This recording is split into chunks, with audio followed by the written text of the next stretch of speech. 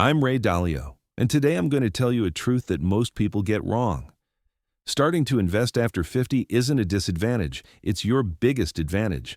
I know it sounds contradictory. Everyone tells you that you should start in your 20s, compound interest, time, early start. But I've been doing this for 50 years, and let me tell you something. The biggest investment successes I've seen in my career belong to people who started after 50. Why? Because what you have in your 50s, no young investor possesses. And today I'm going to show you how to use these advantages. Because I also started building real wealth in my late 40s. I founded Bridgewater at 46. I made my biggest gains in my 50s and 60s. And I discovered this wasn't coincidence. It's a pattern. And now I'm going to explain this pattern to you. First, do you know what your biggest advantage is in your 50s? Money. Real money. A 20-year-old saves $500 a month. You can save $5,000 a month. He waits 30 years. For compound interest, you can surpass his 30-year savings in 10 years. Everyone tells you you're late on time, but nobody tells you how advantaged you are on capital. If you're 50, you're probably at or near the peak of your career. You're earning your highest salary. Your mortgage is paid off or nearly paid off. Your children are grown. Your fixed expenses have decreased. What does this mean? You can set aside thousands of dollars every month for investment. The young investor does compound interest calculations with $100 a month. You create multiplier effects with $3,000 a month. Who's going to win? The math is simple. Your second advantage is experience. If you're 50, you've seen at least two major economic crises.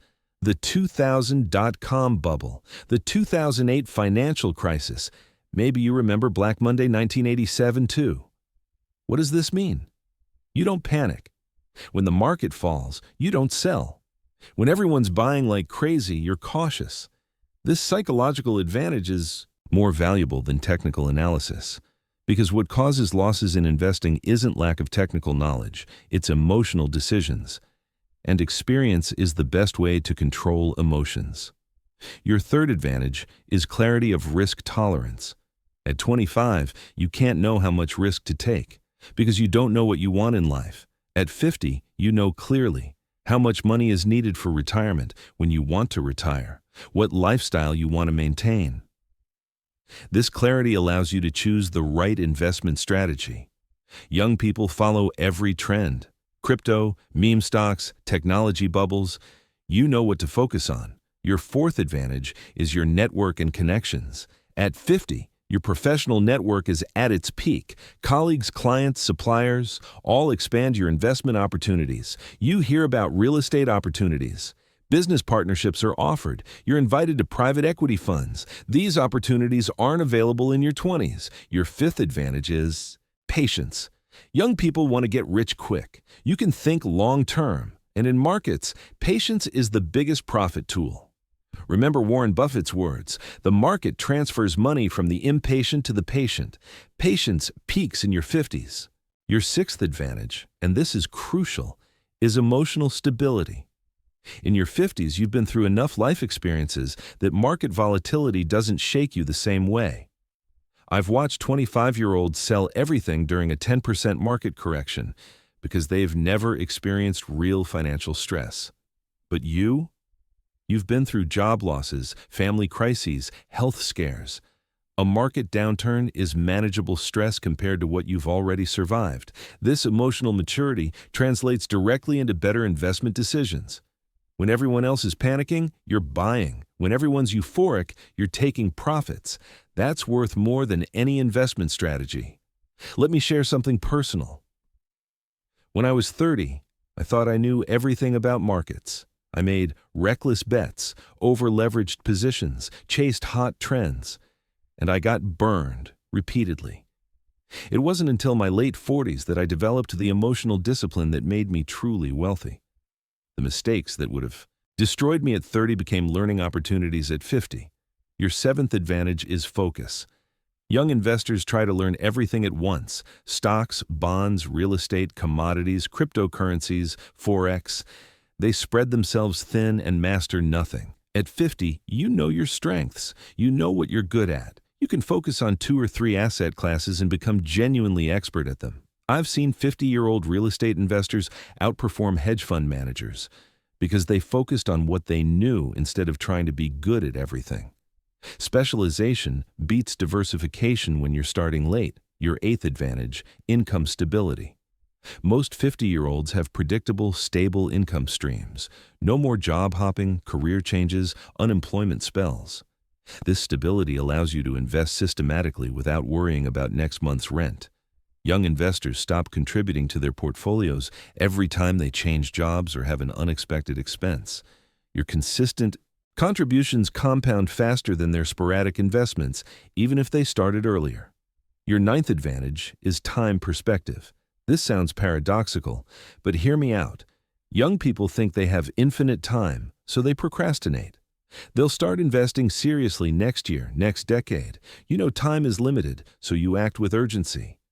I've seen more wealth created by focused 10-year investment plans than by casual 30-year approaches. Urgency creates discipline. Discipline creates wealth. Your 10th advantage is the ability to take calculated risks. Young people take stupid risks because they don't understand consequences. Old people take no risks because they're afraid of losing what they have. But 50-year-olds? You can take smart risks. You understand both the upside potential and downside consequences. You have enough assets to absorb losses, but enough time to recover from mistakes. This is the sweet spot for wealth creation. Now let me address the elephant in the room. Time and compound interest. Everyone says you've missed out on decades of compounding. This is the biggest lie in personal finance. Here's why. First, most young people don't actually start investing in their 20s. They start in their 30s or 40s anyway, so your late start might not be that late. Second, compound interest only works if you actually have money to compound. $100 compounded for 30 years at 10% becomes $1,745. Impressive percentage gain, meaningless dollar amount. $10,000 compounded for 15 years at 10% becomes $41,472. Less time, more money. Which would you rather have? Third, the biggest wealth creation happens in the final years of compounding. Most of the growth in any compound interest calculation occurs in the last 25% of the time period. If you start with serious money at 50, you capture the most powerful years of compound growth. Let me give you real numbers. Scenario A, start at 25, invest $500 monthly for 40 years at 8%. Annual return. Result, $1.4 million. Scenario B, start at 50, invest $3,000 monthly for 15 years at 8% annual return. Result, $1.0 million. The 25-year-old wins, but not by much. And here's the kicker. Scenario C, start at 50, invest $5,000 monthly for 15 years at 8% annual return. Result, $1.7 million. You win, with less time but more capital intensity. But the real advantage isn't in the math, it's in the strategy. When you start at 50, you can use approaches that young investors can't. Let me share my specific strategies for late starters. First, the income replacement strategy. Instead of trying to build a retirement nest egg, focus on creating income streams that replace your salary. This requires less total capital, but provides immediate security. A 50-year-old with $200,000 can buy dividend-paying stocks yielding 4% and generate $8,000 annually. That's immediately useful income. A 25-year-old with $200,000 typically reinvests everything and has zero current income benefit. You can start living off your investments while still building wealth. Second, the expertise monetization strategy. You have 25-30 years of professional experience. That expertise is valuable. Instead of just investing in stocks, invest in what you know. If you're in healthcare, invest in medical real estate or healthcare companies. If you're in technology, angel invest in startups in your field. Your knowledge gives you edges that generic investors don't have. I've seen accountants make fortunes buying and improving small accounting practices, construction managers building real estate portfolios, sales executives investing in companies whose products they've sold for decades. Use your expertise as your competitive advantage. Third, the network leverage strategy. Your professional and personal networks are at their strongest at 50. These relationships can create investment opportunities that aren't available to the public. private placements, pre-IPO investments, real estate deals from friends, business partnerships with colleagues. Young investors rely on public markets because they don't have access to private opportunities. You do. Fourth, the tax optimization strategy.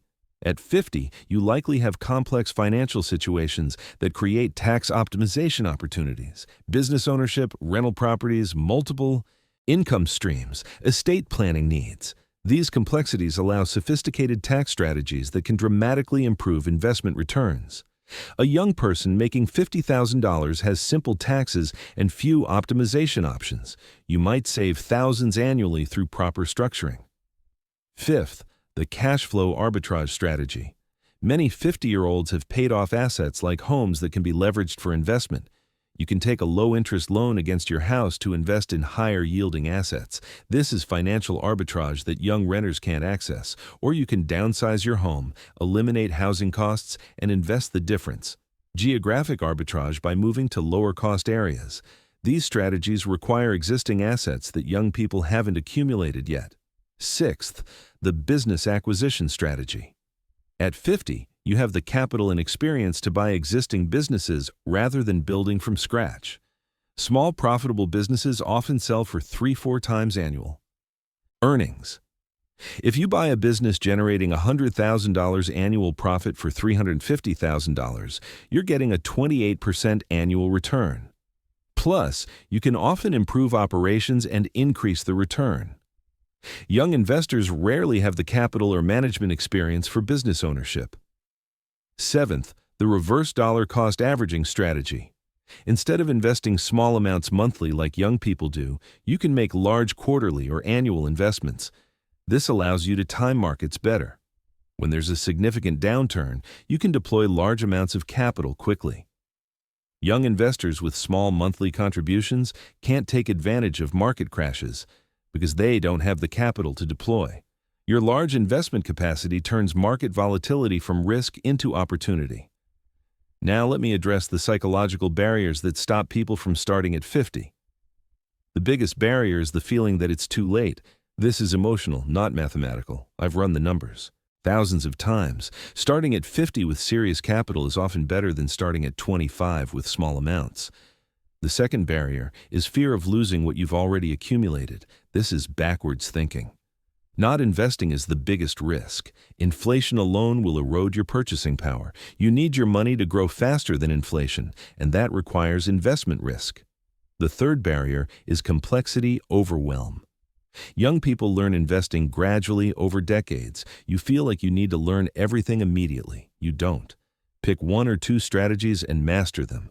Better to be excellent at a few approaches than mediocre at many. Let me give you my practical action plan for starting wealth building at 50. This is exactly what I would do if I had to start over today at age 50. Phase 1. Foundation building, months 1 to 6.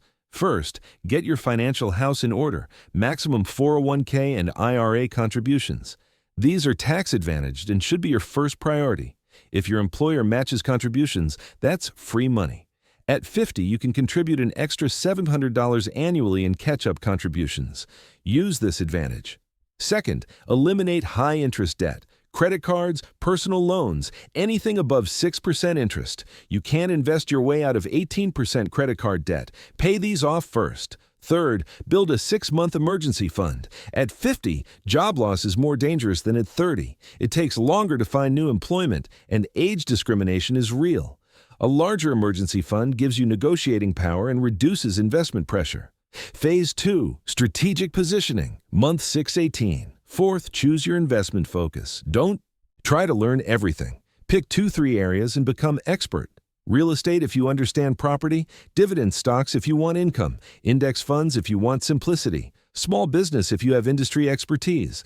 Master your chosen areas completely. Fifth, maximize your capital deployment rate. This is your biggest advantage over young investors. Calculate how much you can invest monthly without lifestyle stress. Then, invest that amount automatically. If you can invest $4,000 monthly, you're deploying $48,000 annually. That's more than most people's entire net worth. Sixth, use tax-advantaged accounts aggressively. Beyond 401k and IRA, consider health savings accounts, backdoor Roth conversions, and other strategies. At your income level, tax savings are significant. Phase 3, Wealth Acceleration, months 1860. 7th, leverage your expertise. Once your foundation is solid, start using your professional knowledge for investment advantage. This is where the real wealth creation happens. Your decades of experience become your competitive edge. 8th, network monetization. Start discussing investment opportunities with your professional network. Join investment clubs, angel investor groups, real estate investment partnerships. Your network is your net worth, literally. 9th, business and real estate focus. At this stage, consider direct business ownership or real estate investing. These asset classes can provide both income and appreciation, and your experience helps you evaluate opportunities better than public market investments. Phase 4, optimization and scaling, years 5 to 15. 10th, geographic and tax optimization. Consider relocating to states with favorable tax treatment. Texas, Florida, Tennessee have no state income tax. The savings on a high income can be substantial. 11th, estate and legacy planning. At 50, you're starting to think about wealth transfer. Proper estate planning can save enormous tax amounts and ensure your wealth creation benefits your family. 12th, alternative investments. Private equity, hedge funds, direct lending. These often require high minimums that younger investors can't meet. But you can access institutional quality investments not available to the public. Now, let me share the 3 biggest mistakes I see 50-year-old investors make. Mistake 1, being too conservative. You have 30-40 years of life expectancy. That's plenty of time for growth investments. Don't put everything in bonds and CDs just because you're older. You need growth to outpace inflation and healthcare costs. Mistake 2, trying to make up for lost time with high-risk investments. Some 50-year-olds panic about starting late and put money in cryptocurrency, penny stocks, or get-rich-quick schemes. This is dangerous. Your advantage is capital and experience, not speculation. Mistake 3, not investing enough of their income. Many 50-year-olds invest 10-15% of their income like they did in their 30s. But your expenses are lower now and your income is higher. You should be investing 30-50% of your income. This is your wealth accumulation decade. Live below your peak earning capacity and invest the difference. Here's what most financial advisors won't tell you about starting at 50. The conventional wisdom is wrong. The conventional wisdom says you missed your opportunity, that you should have started earlier, that you need to be conservative because you're running out of time. All of this is designed to make you feel bad about your situation. The truth is, you're in the best position to build wealth that you've ever been in your entire life. Higher income than you've ever had, lower expenses than you've had in decades, more experience and knowledge than any young investor, better emotional control than your younger self, clearer goals and priorities than ever before. If you can't build wealth now, when can you? Let me share a personal story that illustrates this perfectly. In 2010, I met a 52-year-old doctor who had never invested beyond his 401k. He felt terrible about starting so late. Everyone told him he should have begun in his 20s, but here's what happened. He had $80,000 in savings and could invest $6,000 monthly from his high income and low expenses. Over the next 15 years, he built a portfolio worth $2.8 million. Compare that to his resident colleague who started at 26 with $1,000 and added $500 monthly for 30 years. The younger doctor ended up with $1.4 million. Who had the better outcome? The late starter by a factor of 2. The key difference wasn't time or compound interest, it was capital deployment capacity. The 52-year-old could invest 12 times more money monthly. That advantage overcame the 26-year head start. This happens more often than people realize. But nobody talks about it because it contradicts the conventional wisdom about early investing. Here's another truth. Most people who start investing young don't actually stick with it. They stop contributing during career changes, economic downturns, family emergencies, or life transitions. Their 30-year plan becomes a series of 3 to 5-year periods with gaps in between. You, starting at 50, are more likely to invest consistently because your income is stable and your priorities are clear. Consistency beats early timing. Let me give you the specific numbers that should motivate you. If you're 50 and can invest $5,000 monthly for 15 years at 8% annual returns, you'll have $1.7 million at 65. If you're 50 and can invest $7,500 monthly for 15 years at 8% annual returns, you'll have $2.5 million at 65. If you're 50 and can invest $10,000 monthly for 15 years at 8% annual returns, you'll have $3.4 million at 65. These aren't fantasy numbers. If you're earning $150,000 to $300,000 annually, which many 50-year-olds are, and your major expenses are declining, these investment levels are achievable. The question isn't whether you can build wealth starting at 50. The question is whether you will. Here's my final challenge to you. Stop thinking about what you should have done and start thinking about what you can do. Stop comparing yourself to people who started earlier and start comparing yourself to people who never started at all. Stop focusing on time disadvantages and start leveraging your capital and experience advantages. You have something that no young investor possesses: resources, knowledge, network, emotional stability, and urgency. These advantages, when properly used, are more powerful than time and compound interest. I've seen it happen thousands of times throughout my career. The most successful wealth builders aren't the ones who started earliest. They're the ones who started with the most resources and dedication. And that describes your situation perfectly. You're not behind. You're positioned for your wealth-building prime time. The next 15 years can be the most financially productive of your entire life, but only if you start now, only if you recognize your advantages instead of focusing on your perceived disadvantages, only if you invest like someone who understands that starting with capital and experience beats starting with time and ignorance. The choice is yours. You can spend the next 15 years regretting that you didn't start sooner, or you can spend them building more wealth than you ever imagined possible. I know which choice leads to financial freedom. The question is, do you?